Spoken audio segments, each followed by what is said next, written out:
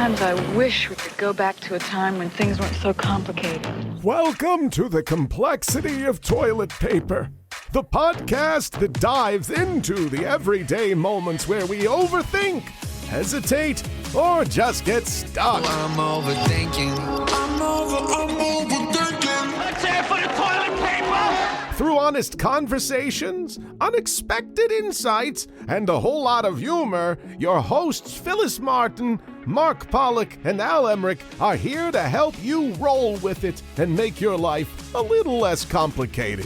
One conversation at a time. That's right, dude. The beauty of this is its simplicity. Speaking of which, it's time to enter the stall.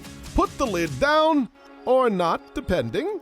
Get comfortable, and roll with it. Oh, worry not, dear friend. It's really quite simple. This is the complexity of toilet paper. Hey there, ladies and gentlemen. Welcome to the complexity of toilet paper. This is a podcast with two former radio guys. And we were just talking pre-show, because that's the name for broadcast language, about radio and call-in shows. And we were very topically asking the question, hey, have you ever participated in a call-in? Now, I know some of you are probably saying, what's radio? I get that completely, because you can't call into YouTube, can you? God forbid you need to put in a customer service ticket. Good luck getting that. Either way, our question today is, as you enter the stall, do you have a call? And if you do, we're going to give it our all to answer your questions here on the complexity of toilet paper. Wow. You know what's funny about the whole thing is we don't even have a number. So no one's even calling us. Do you want me to call yourself just for fun? You could. No, and then I can say, you're caller number 95. And I'd go, I won. You just won backstage passes. Yeah. I have a friend named Ted, and Ted asked me, Ted is 77. Ted is totally, I know Ted from way back when I lived in Arizona. And he is a total technophile, meaning they're what does it mean when they're anti-tech? I don't know. Anti-tech? Technophite? Phyllis? I think that's the term. Anyway, he's anti-tech. No, Phyllis, you're not anti-tech. No. I mean, he literally just got an email when he turned 70. He never had an email. How do you live this life without having... Anyway. And it's AOL, right? Ted asked... I'm kind of feeling like very peacefully at this point. Ted asked me the other day, so your podcast... Can I call into the show? Oh, I wish you could. I wish he could. I wish people could call in. He could, actually. You could do it. We can. Call him. And we just have to do it live. Yeah. We have to do a completely live. Okay. Not live to the internet. I would do a live show. I would do live. Yeah, we could do a Facebook Live or something like that. Ooh. Yeah. That would be fun, to do a Facebook Live recording. Let's do it. Of the show. Okay. Can people call in? All right. No, they can message in. Yeah, they can message. The same as calling in. Or we could give them a phone number. But we're going to have to give away merch like we used to. So at that point, we're going to need some merch. stuff. No. You got to call and win. Yeah. Caller Screw number that. 5, caller number 10, you get a shirt, No. you get a cap. We start with they get to call in so they can hear themselves on the radio, on the show. And get a shirt. And get a hat. You're a bunch of merch. You're a bunch of merchandise. Who's? All right. Well, hi. Welcome to the complexity of toilet paper. My name is Al Emmerich. And I'm Mark Pollock. And I am Phyllis Martin. No, Phyllis, you need to give us your radio voice. Let's hear. Hi, I'm Phyllis Martin. Go ahead, go. 3, Mark, 2, 1. Say you're Mark Pollock again, and then I can do it. Somebody has to Mark, go first. Go, Mark. And I'm Mark Pollock. She can't do it. I can't do it. Okay. Yes, she can. Come on. Hey. And I'm Phyllis Martin. Ooh, I'm Phyllis Martin. No, Mark, don't you ruin that moment. That was good. That was good. I need to soak that audio between my ears here. Yeah. It's Dang. more like a little Delilah After Dark thing there. Delilah. Just kidding. Delilah just became a vegan witch or something. Okay. Ouch. This is literally the third installment of 3, which would mean we are actually at the conclusion of our in-depth behind-the-scenes in the potty stall convo with our third of 3 partners, Mark Pollock. So if you have not heard the other 2 shows, that's okay. Many weeks, maybe a month and a half or so ago, we all had a conversation about, it's been not just a year, it's been almost 25 episodes, and 2025 brought a lot of challenges and struggles and joy and learning for the 3 of us. But we felt not a responsibility, we just felt a desire to say, hey, we need and want to share more with you about what we've been experiencing on our own journey towards complexity. I don't know, we've really learned a lot. Phyllis, opened up, about the challenges that she had and she faced. I set the trail of tears for Al. And now Mark gets to step into the stall. Again, if you know anything about this show, you know that this is about the truth. This is our truth. This is the truth of our guests, if there is one. But we've made a commitment to help try to simplify your life one conversation at a time. And whether it's creativity or comedy or, telling the truth or, working with type 1 diabetes, everything's on the table. But why not put ourselves on the table too? And that's really what this is. So I want to thank you for joining us. Thank you for stepping into the stall with us. A little bit of a break from the somewhat typical format, but at the end of the day, it's still the same message, which is, hey, let's get to know each other a little bit better. So, Mark. So, now. You've had the benefit of Phyllis and I peeling back the layers of our own brain, skin, heart, and soul. Mm-hmm. So can we trust you to do the same today? Yeah, I've got nothing going on, so it was all good.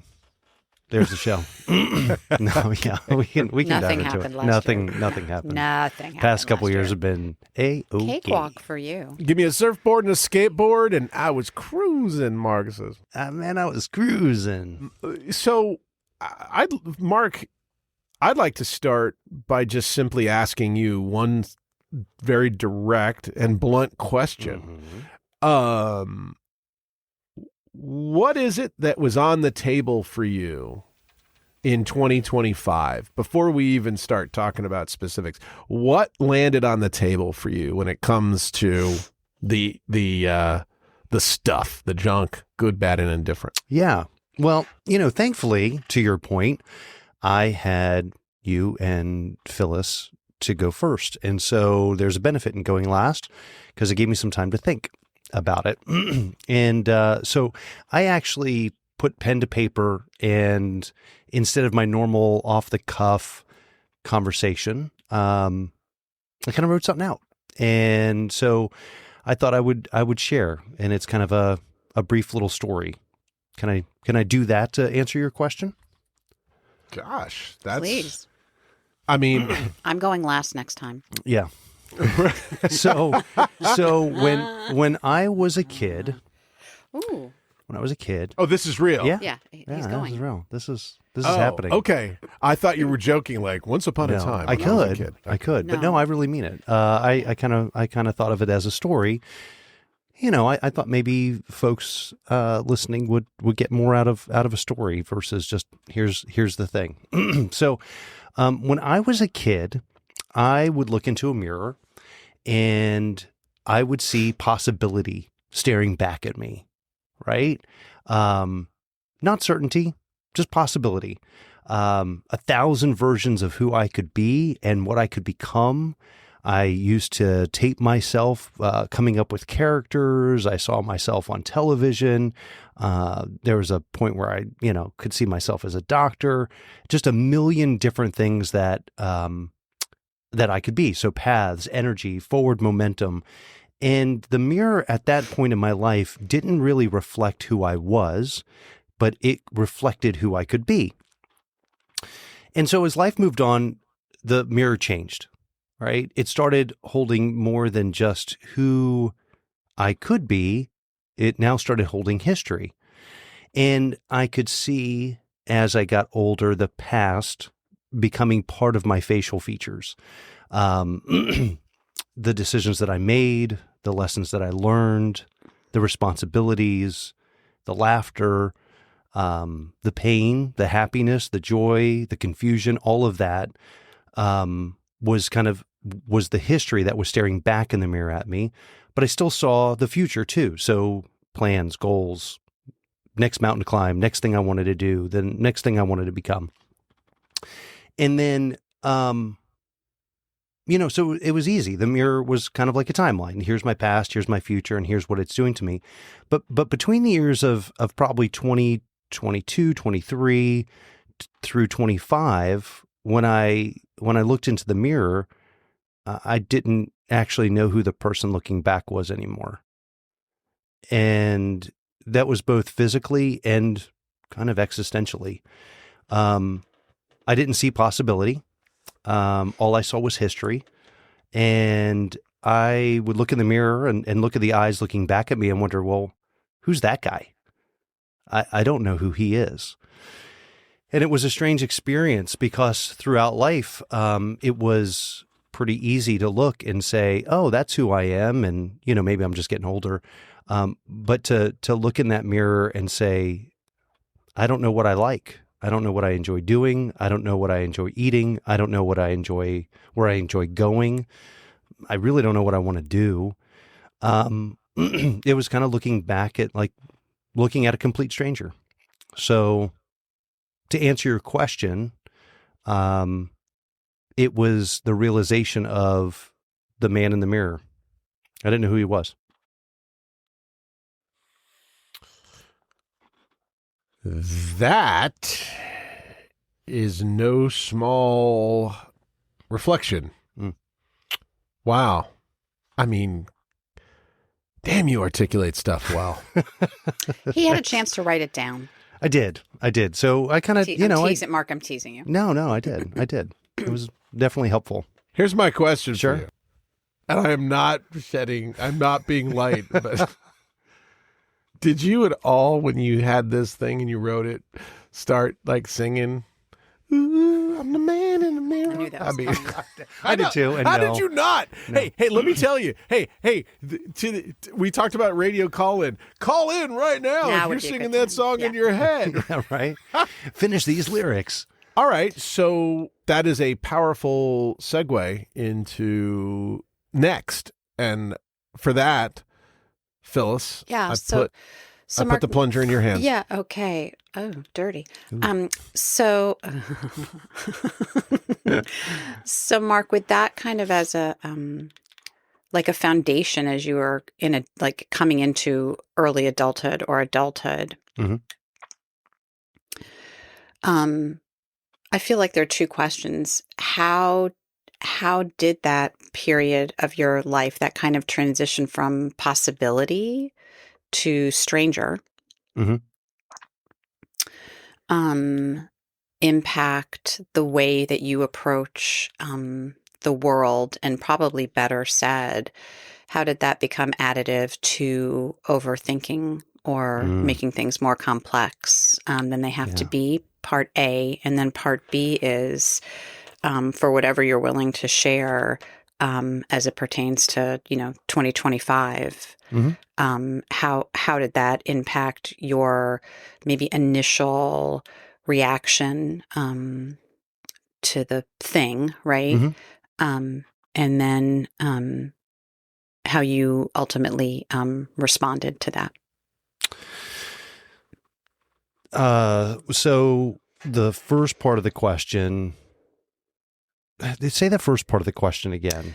So how did that, like, it seems like as you were coming into adulthood, yeah, you had this, like, I'm looking at a stranger. I don't see yeah, possibility anymore. I don't know who I am. I don't know what I like. I, How did that maybe play into the trajectory that we've talked about a lot about really over complexifying things or yeah. complicating things? Well, I appreciate you saying coming into adulthood because, I was already an adult in the 2020s. But I think where the complexity and the overthinking came in, and probably a lot of people can relate to this, is kind of putting on an avatar. I think Avatar 15 is coming out at this point, right? And so, they go in and they put on these bodies that aren't theirs. And I think the overthinking is because you don't know who you are and what you like, you kind of make shit up. And so you're not authentic. And so when you're not authentic and you're just trying on all of these different outfits, you have to really think about all of the implications and think about how I'm going to talk and think about what I'm going to do. And so everything becomes a thought. So instead of acting as your natural self, you're really acting as an actor in a play. And that's kind of what I felt like there was not a script. It was improv, but I wasn't necessarily, I could be anybody, and I was anybody I wanted to be. So that's the overthinking, because it's just not simple. Do you think? Oh, go ahead, Al. Do you think that is a response to all the loss when you were a kid that kind of cycled back? It could be. I think it's, I think I've processed through most of that. I think where it was other things in my life. So, Al, you sent a video the other day, and I think that this was partially the inspiration for how to articulate where I am. At different points in my life, I could identify as something, right? So when I was younger, I didn't really identify as there was just all those possibilities. But, later in life, you identify as a husband, or you identify as a dad, you identify as an employee, you identify as a friend, a brother, those types of things. But when all that kind of gets mixed up and turned around, I think that's where it comes from. I think it's more recent than it is the past. Now, the past influences, I think, how you react to it. It's the lens that you look through, but it's new stuff, not old stuff. And then Phyllis, what was your second part of your question? I'm sorry, I'm a one question at a time person. What? I know. No, don't apologize. Phyllis took the show Complexity of Toilet Paper and did exactly that with that question, because I wasn't quite sure either. So go for it. I don't think that's on me. I think that's on the two of you. But Yeah, we will move right along. The second part of that question was how those experiences, and now that you've even explained it more, like having an avatar on all the time, impacted your initial reaction to some of the things that happened to you in 2025, and then how you overcame that. Overcoming it. I don't know that I'm fully aware yet. So it impacts those because, again, I don't think you don't make decisions based on a knowledge of yourself. So I'd relate it like this. Let's say you just made a new friend and they invited you to their birthday party, right? And you've only known them for maybe a couple of months, but you've got a good enough friendship where they invite you to a birthday party and you feel obligated to buy them a gift. And you stand and walk around a store for hours, not knowing what to buy them. So you just kind of pick something that you think maybe you would like, or you think that they would like. That's kind of the decision making. So when I'll give you an example, I needed to buy a new car. And so I'm like, okay, well, what do I like? And so I drove all these cars and I bought one and I drove it for about 4 months and I'm like, nope, I don't like this car. I think I need to get rid of it. So I got rid of it and I got a different car because I made a decision based on something that actually just totally wasn't me. And then I would paint a room in the house, or I bought a sofa and I had that for a while, and I had that maybe 2 months, and I thought, I don't really like this sofa. So I got rid of it and I got another new sofa. So it was all of these trials. My friends of mine would be like, oh, do you want to go play golf? And I'd go play golf because I used to like to play golf. I'm not very good, but I enjoyed it. And I don't actually really like playing golf. And then, you want to play tennis? Sure, I'll play tennis. I actually don't really like tennis. And so it's all of these decisions that you make, whether to do something or buy something or go somewhere. I don't really like that.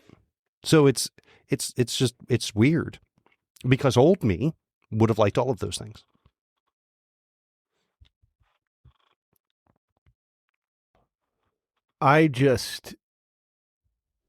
That is so beautifully vulnerable. I don't know how else to say it. Thank you for that, Mark, because what I think you've done is sounds like you've given yourself the grace to not judge those decisions, because that's what we're doing, right? Yeah. I mean, we beat the hell out of ourselves because we're judging our decisions. No decision is forever. Mm-hmm. Like, unless you choose to, God forbid, kill yourself or something, right? There's no absolutes. Right. There's the action, and then there's what you revisit about that action, and then how you deal with the revisiting. Mm-hmm. In our own rights, all of us have been talking about this. Phyllis had her version, I had my version. But the difference is that, like, you have to first be willing to look at the reflection. And so when you look at the reflection today, what's different? Not like tactically different, but like when you approach that reflection, what is different for you now? Like, because that's the rub that people are going to say, well, God, I wish I could forgive myself for that, or I wish I could let go of that, or yeah, I can see myself not thinking of myself that way. Like, what's different for you now? Does that make sense? Yeah, it does. I think there's probably a couple of things that are different, and one is that grace to be okay with being at a point in my life where I realized I don't know certain things, and that's okay. And I'm okay with knowing that whatever I like today may be different in 20 years. And that's okay too. When I look in the mirror today, what is different is I see possibility again, and I see hope, and I see, a new future. And so it's not as clear as I would like it to be, but I also know it may never be clear. And so I'm okay with that. And I'm okay with trying new things and saying, I don't like it. And trying new things and saying, I actually really do like that. Surrounding myself with new friends, surrounding myself with new activities, surrounding myself with, I have a new job. So it's just everything is different. But it is very interesting to look in the mirror, and I still look in the mirror and sometimes think, who is that guy? So I don't know if that answers your question, but I've not arrived as for, and like, oh, there I am. Mm-hmm. Yeah. What are the, like, when I spoke, I talked about Tony Robbins. I talked about Brendan Burchard. I talked about journaling. What are the, if any, what are the tools, or what are the mechanisms you've used along the way, if any at all, to kind of get you to a point where you can see kind of more clearly and more forgivingly? I would say number one is my faith. So, I was born and raised Catholic. I went to Catholic school, and I followed, and I feel like I was Christian-esque.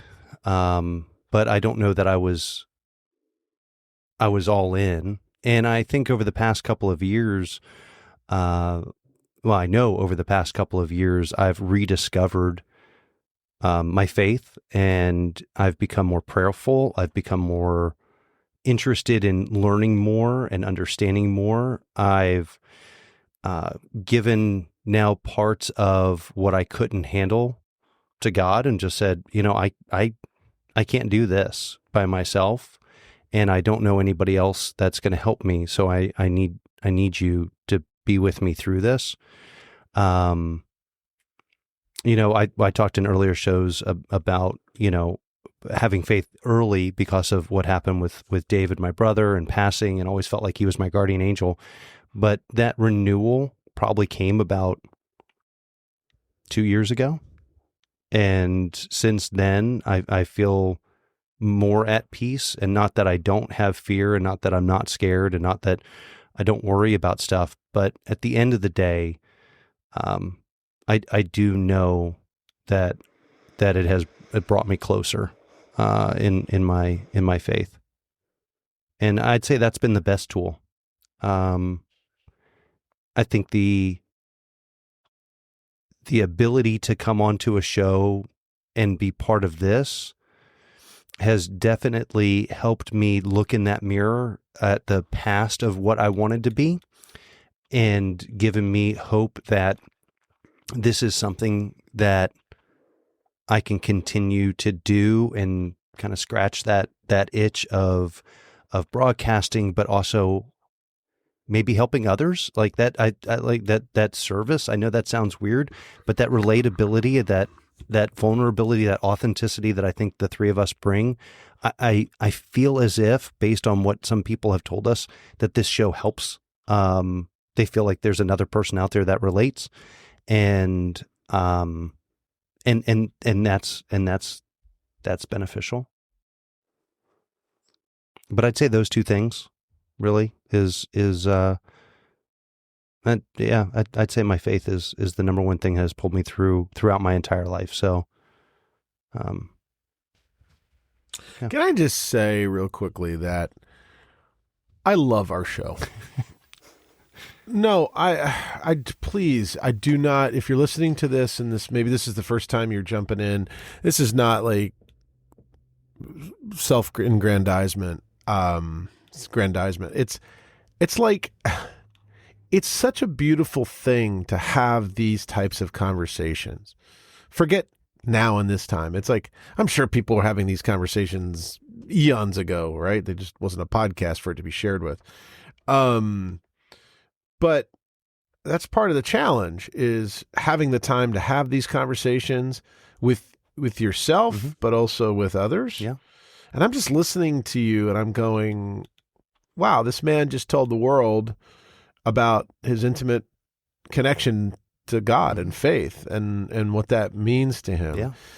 And I mean, I think it's so weird. The dichotomy of our show is the complexity combined with, I mean, all three of us think like deep, but wow. Anyway, I just love where we are. And I'm so appreciative that you feel safe enough with us to drown out any fears or concerns, but also so confident and comfortable with yourself to say that publicly.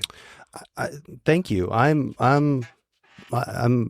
proud to be a Christian. I'm proud to have a relationship with Christ. He has saved me so many times when I don't deserve it, and the grace that if I could just give myself the grace, that a small percentage of grace that He gives me, I would be a far better off person. So I'm thankful that I'm here. I'm only here because of that. I truly believe that.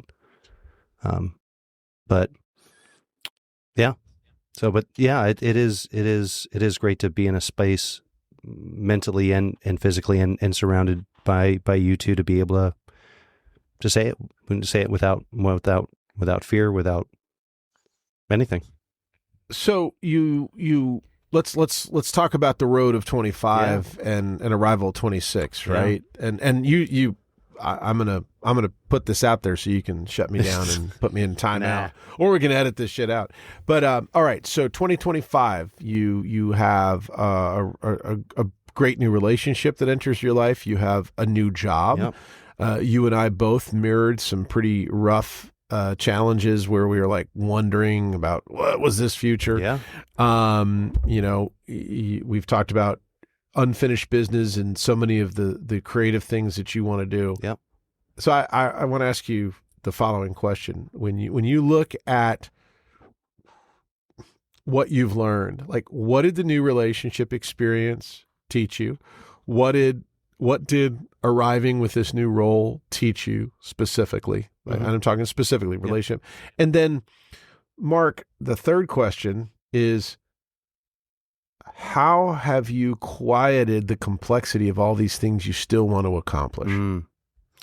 So a lot happened, right? That you mentioned. The end of 24, I've been in this house a year and a half. I sold it. I got a divorce a while back. Sold a home that my kids were raised in, got a new home. My job changed. They were kind of reorganizing how they wanted to do business, and my role kind of disappeared. And so all of those, my son was going off to college, and we talked on the show with Lori 8 days before he left for college. He got diagnosed with type 1 diabetes. I had, just a number of things that just kept piling up. And so, what did they teach me? I think the selling of the house and moving was that was a chapter, and I have great memories there, and I needed to let it go. I wanted to hold on to that house. I wanted to hold on to those things because the kids' memories are there, but it wasn't the right thing to do. So moving into this new house taught me that I can still hold on to the memories of them being little and running around, but create new ones here.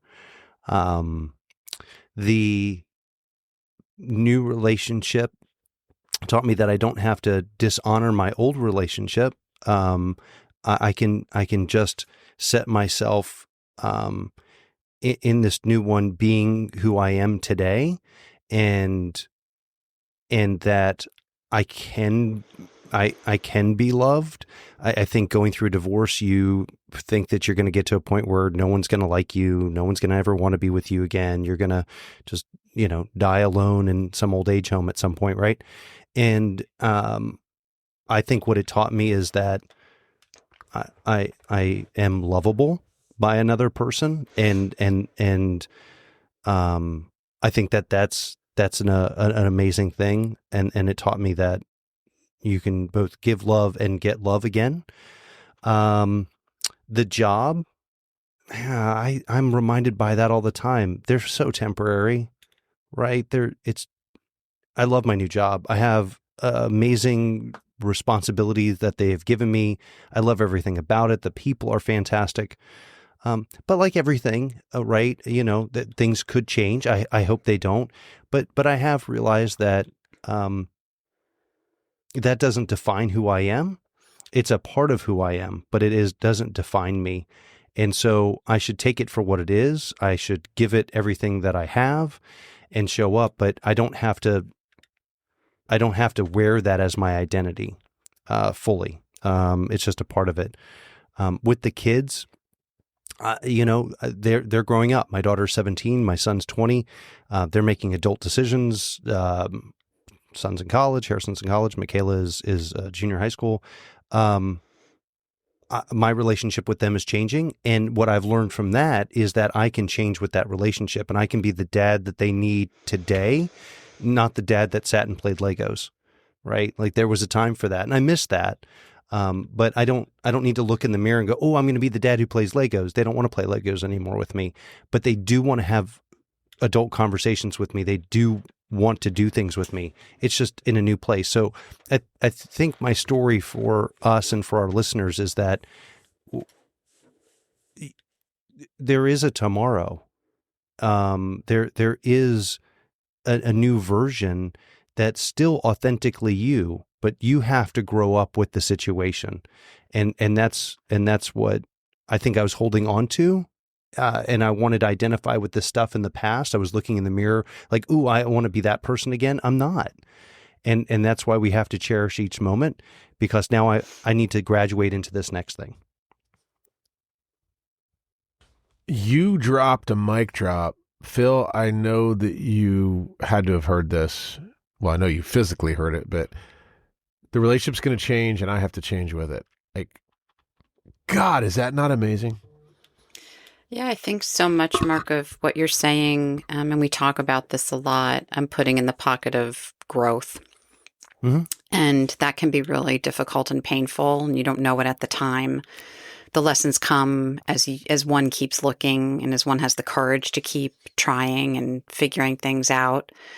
And I think it's perfectly natural to, in that process, make things more complex, maybe not consciously, or overcomplicate things or overthink things. But at the end of the day, your story is one where you've stayed on a particular path. It led by, I think, your faith, like your deep commitment and faith, that's allowed you to explore all of these other places and spaces and ways to be, that have landed you exactly where we all are in this exact moment, which is perfectly lovely. Well, I thank you. I think what it has taught me, 2025 has taught me more than anything else, and you just really said it, is I am where I am supposed to be. And to look in the mirror and realize this is where I'm supposed to be. Those things that have happened, that I have gone through, which are not by any means unique, right? I'm sure all of our listeners have experienced either all, some, and especially more than I have. I'm very blessed. But what I have realized is that all of that brought me to this point, and I don't understand why, and I probably will never understand why. But it's okay. And I think when I look in that mirror now, to answer your question earlier, Al, I think a better answer is I see the version of me that is supposed to be seen today.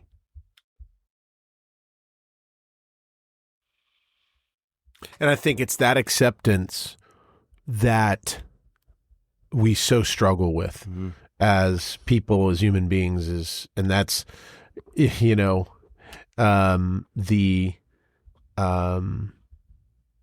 the video that you were talking about previously was, the passing of Vanderbeek.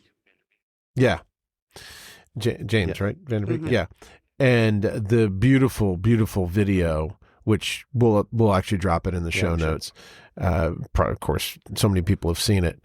And he talks about being an actor and all these things he thought he was supposed to be and all these things he was supposed to be doing, from a father to this. And the only thing he needed to really do is be for him, son of God, and to be good to other people, which of course made me, when I heard that immediately, Phyllis, I thought about we are human beings, not human doings, which to this day is one of my favorite quotes that you've ever said, and you've dropped a lot of bombs on this show for sure. Yeah. But even and I would encourage people to go look at the Eric, the gentleman who passed right around the recording of our show, Eric Dane. Oh my God, Eric Dane's video to his daughters. And like I won't even go negative on this. Somebody the other day was like, "Oh, it was shot by FedEx, Netflix, whatever." Shut the F up. It was a genuine conversation this man had. And again, we'll drop that in the show notes as well. But he's the life, but damn it, so much good stuff is not wasted. So much of that knowledge should be experienced before we get to the point where we're dying. And that's what I love about what we're sharing here and what you're saying, Mark, is these are life lessons that we need to step into on a daily basis. This awareness, this embracement. But you can't that's the dichotomy. You can't get there unless you've felt the pain. You can't get there unless you've had the loss. You can't speed that up, right? No, you can't. And quite honestly, we have short memories, right? So even if you do experience, I mean, how many times at this age, we've all gone to a bunch of funerals and you see people you haven't, and you're like, oh my gosh, I haven't seen you forever. We got to have coffee. You know, I love catching up with you. It's great. You never see him again, right? Maybe the next wedding next year. So we have short memories. So it's a constant reminder of, what is it? Memento mori, tempus fugit. Life is short, remember death. What? Oh. It's Latin. Memento mori. Say that again? Memento mori, tempus fugit. Life is short, remember death. And it is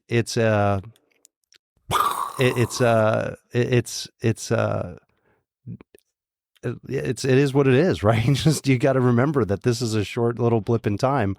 Do the things, and it's all going to be okay. It really is. Hey, Phyllis. Yes.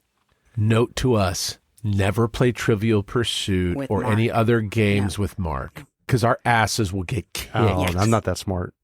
Unless we talk about things that happened in the 70s, and then we can win. Oh, that's right, true. because he's a child. Yeah, I don't That's know right. anything Mark's, that happened. Mark's still in the womb. Yep. Yeah, you'd have to start with let's see, mid 80s. Mid 80s. I'd understand. We've gone down this road. Yeah. We've gone down this Mid-80s. road. I need to go take my Geritol. Do they still make Geritol?